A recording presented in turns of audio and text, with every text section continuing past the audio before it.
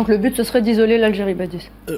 Avant d'isoler l'Algérie, c'est qu'il y a un projet perniché, effectivement. C'est-à-dire qu'il faut se poser la vraie question, à qui profite le crime aujourd'hui? Ouais. C'est-à-dire qu'au-delà des richesses, c'est aussi une partition faite par les Émirats à vouloir financer le chaos, puisque c'est finalement les architectes du chaos, c'est les parrains du chaos aujourd'hui, notamment dans la région, pour la mettre ce qu'on appelle un chaos organisé, structuré, qui profite effectivement aux intérêts des Émirats Arabes Unis. C'est aussi pour créer un corridor orifère, par exemple, de richesses, notamment de terres rares, entre le Mali et Abu Dhabi.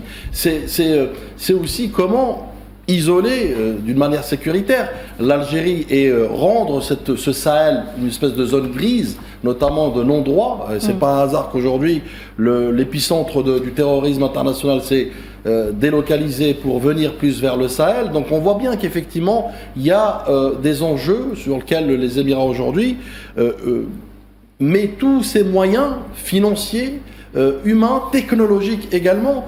C'est pas un hasard que le convoi logistique en provenance de Libye et en partance vers le FSR, d'ailleurs qui a été détruit en cours de route, c'est pour vous dire qu'effectivement il y a cette alimentation de ce conflit pour encore une fois déstabiliser le Soudan et à travers le Soudan, c'est toute la région, y compris d'ailleurs la Corne d'Afrique. Donc moi j'aimerais juste rappeler aujourd'hui que d'abord le Soudan, ce n'est pas nouveau. Au mois de mars 2025, avait déposé une plainte, notamment au niveau du CPI, en mars 2025.